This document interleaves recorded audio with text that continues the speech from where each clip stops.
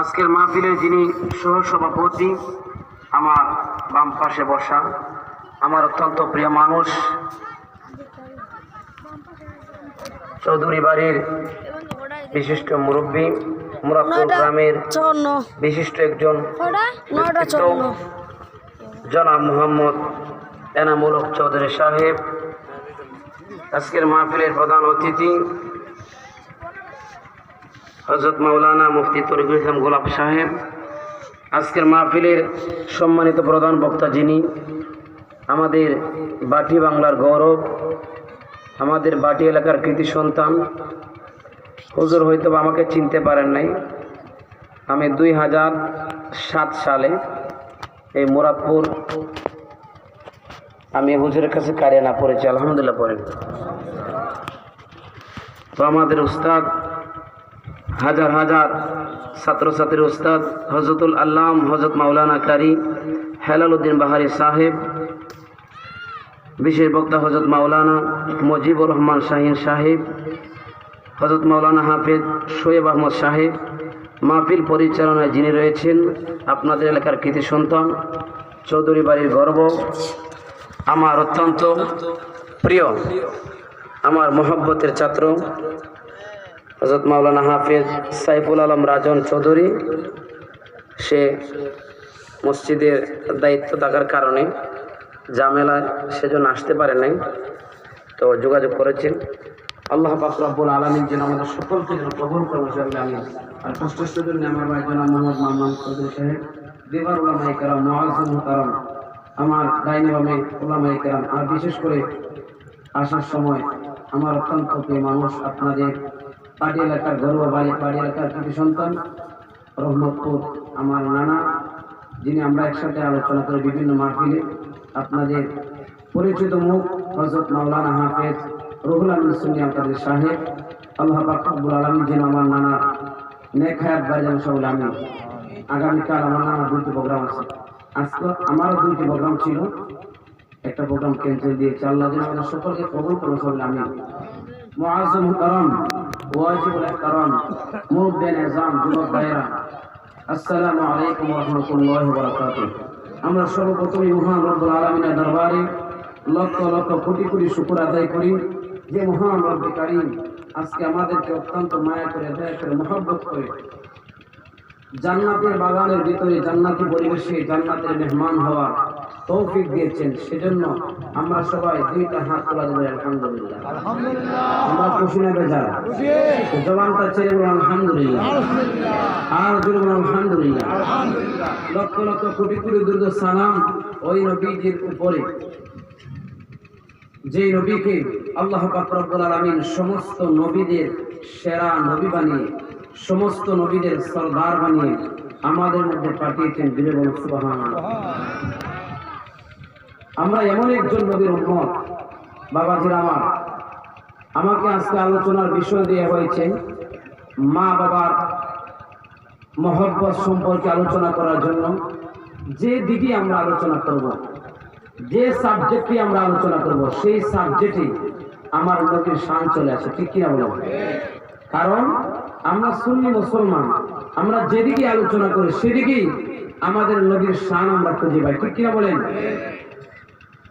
আমাদের সমাজে যারা আবু জাহেলের চশমা লাগায়, যারা আবু লাহাবের চশমা লাগায় কোরআন পড়ে, তাদের কাছে নবীর শান, তাদের চোখে নবীর শান পড়ে না, ঠিক কিনা বলেন? জোরে বলুন ঠিক কিনা?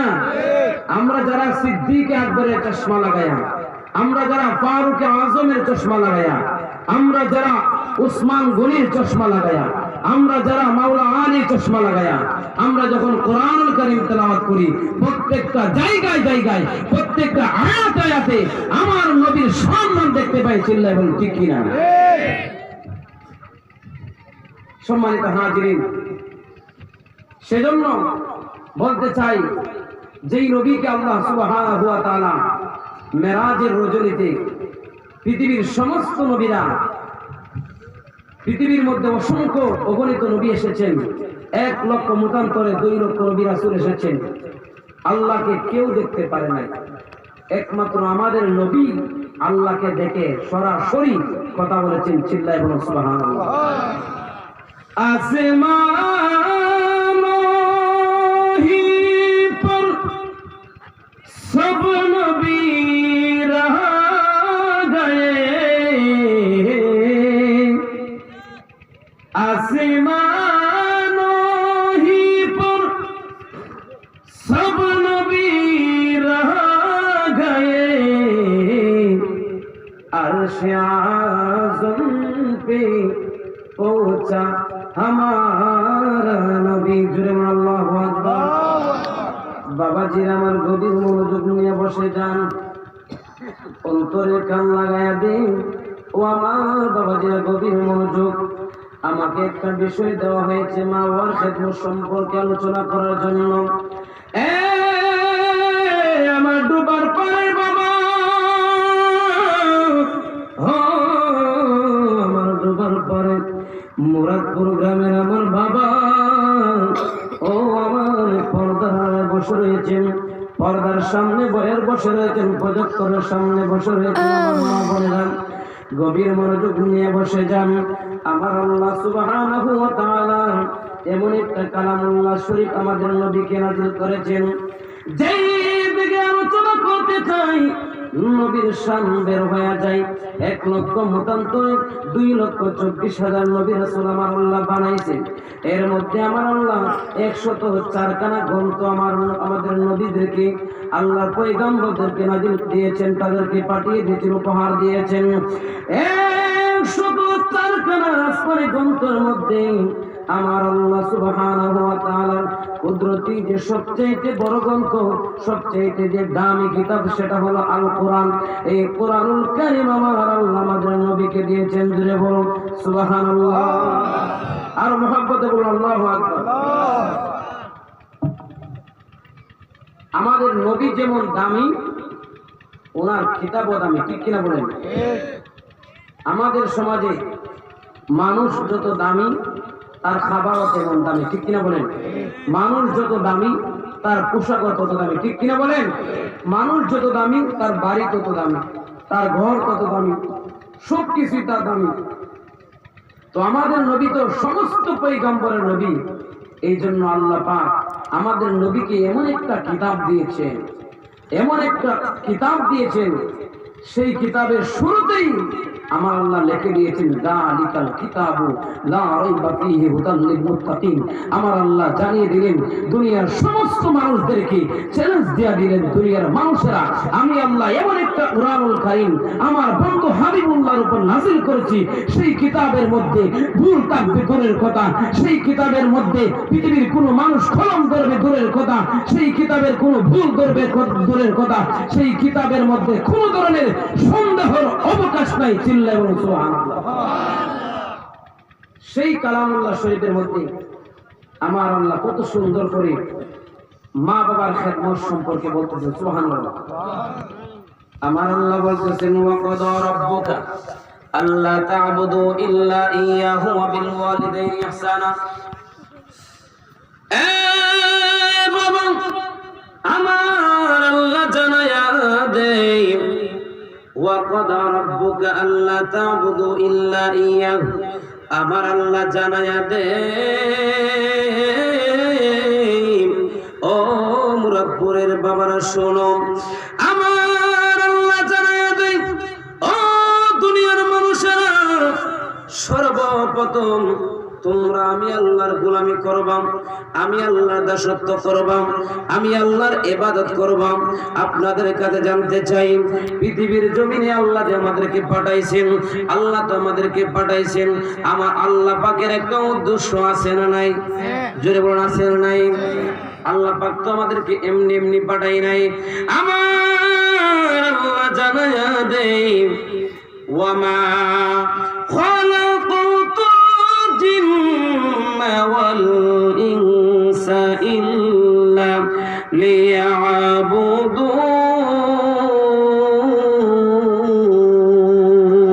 লিয়াবুদুন।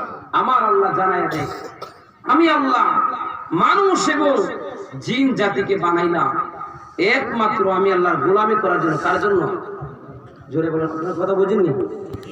মানুষ এবং জিনকে আল্লাহ কিসের জন্য বানিয়েছে?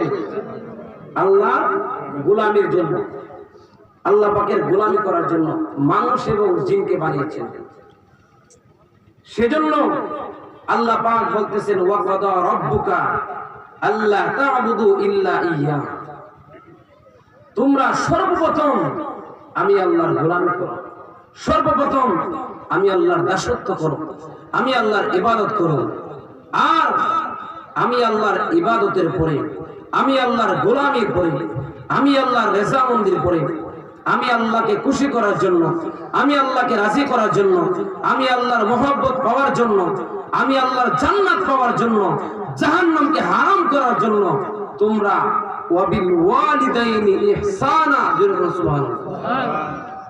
তোমরা তোমাদের মা বাবার সাথে, তোমাদের পিতা মাতার সাথে তোমরা সুন্দর ব্যবহার করো, ভালো আচরণ করো, সুন্দর ব্যবহার করো, তাদের সাথে ভদ্রতার সাথে কথা বলো, আদব আখলাকের সাথে কথা বলো, নম্র ভাষায় কথা বলো, আওয়াজকে উঁচু করো না, আস্তে আস্তে কথা বলো, এমন ভাবে আওয়াজ করিও না, এমন ভাবে তাদের সাথে কথা বলিও না যেইভাবে কথা বললে তোমার মা বাবা কষ্ট পায়। জোরে বলেন ঠিক কিনা? আপনারা কি আমার কথা বোঝেন? জোরে বলেন বোঝেন? বাবা, আমাকে একটা বিষয় দেওয়া হয়েছে, আর আমার অভ্যাস হলো যেই বিষয় দেওয়া হোক সেই বিষয়ের উপর আমি বেশি অটল থাকি, অন্যদিকে আমি যাই না। যেহেতু আপনারা এত কষ্ট করে লক্ষ লক্ষ হয়তো বা লক্ষাধিক টাকা খরচ হয়েছে প্রোগ্রাম করার জন্য, তো আলেম ওলামার জবান থেকে কিছু আলোচনা শোনার দরকার আছে না নাই? তো বাইরে অনেকে দাঁড়িয়ে আছে, মেহেরবানি করে আপনারা প্যান্ডেলের ভিতরে চলে আসুন, আর এই আলোচনা থেকে যেটা আপনারা শিখতে পারেন, বুঝতে পারেন, জানতে পারেন, সেইভাবে আলোচনা করার চেষ্টা করবো। আল্লাহ যেন আমাদের সকলকে তৌফিক দেন, সকলে আমি। সম্মানিত হাজির আমার বাবাজিরা, যেই কথা বলতেছিলাম, আল্লাহ বলেছেন আমার গোলামির পরে মা বাবার খেদমত করতে হবে, মা বাবার সাথে ভালো ব্যবহার করতে হবে। তো আমরা যারা এখানে উপস্থিত হয়ে গেলাম, পর্দার আড়ালে যে মা বোনেরা প্রজেক্টরের সামনে আছেন, আমরা সবাই একটু বলি যে মা বাবার সাথে ভালো ব্যবহারের দরকার আছে না? মা বাবার সাথে মহব্বতের দরকার আছে না নাই? মা বাবার সাথে খারাপ ব্যবহার করলে লাভ হবে না লস হবে? তো মা বাবার সাথে ভালো ব্যবহার করার দরকার আছে না নাই? অবশ্যই মা বাবার সাথে ভালো ব্যবহার করতে হবে। সেজন্য আমার বাবাজিরা গভীর মনোযোগ, আমার আল্লাহ জানাইয়া দেয়, ও দুনিয়ার মানুষেরা, আমার দুনিয়ার মানুষেরা তোমরা শোনো, ও আমার বান্দারা তোমরা শোনো, মা বাবার সাথে ভালো ব্যবহার করতে হবে, মা বাবার সাথে মহব্বত করতে হবে। কারণ আমি আল্লাহ তোমাকে এই দুনিয়ার জমিনে, আমি আল্লাহ তোমাকে এমনি এমনি পাঠাই নাই, আমি আল্লাহ তোমাদেরকে মা এবং বাবার মাধ্যমে দুনিয়াতে পাঠিয়েছি। জোরে বলুন ঠিক কিনা? আরো জোরে বলুন ঠিক কিনা? মা এবং বাবার মাধ্যমে আমার আল্লাহ আমাদের মা বাবার হালাল মিলনের মাধ্যমে আল্লাহ পাক আমাদেরকে দুনিয়ার জমিনে পাঠিয়েছেন। সেই দুনিয়ার জমিনে আমরা তো এমনি এমনি আসি নাই। মার গর্ভে যখন আপনি ছিলাম, কেমন কষ্ট করেছেন মা, কত কষ্ট করেছেন আমাদের মা। যারা বিবাহ করেন নাই আপনারা বুঝতে পারবেন না, যারা বিবাহ করেছে তারা অবশ্যই বুঝতে পারবে। কোন মায়ের গর্ভে যখন সন্তান যখন চলে আসে, ওই মা দুঃখিনী ইচ্ছা করলে যেরকম চাই সেরকম চলতে পারে না, অনেক পরিশ্রম করতে হয়, অনেক পরিশ্রম করতে হয়। যেটা মনে চাই সেটাই করতে পারে না, ইচ্ছা করলে একটা দৌড় দিতে পারে না, ইচ্ছা করলে স্বাধীনভাবে ঘুমাইতে পারে না। যখনই স্বাধীনভাবে ঘুমাইতে চাই, মা যখন ঘুমাইতে চায়, আপনি আমি ওই জনম দুঃখিনী মায়ের পেটের মধ্যে লাথি মারি। জনম দুঃখিনী মা ঘুমের ঘরে লাফ দিয়া বিছানা থেকে ওইটা যায়, আপনি আমার বাবারা সঙ্গে সঙ্গে ডাক দিয়া করে, মা গভীর মনোযোগ দিয়ে শুনুন।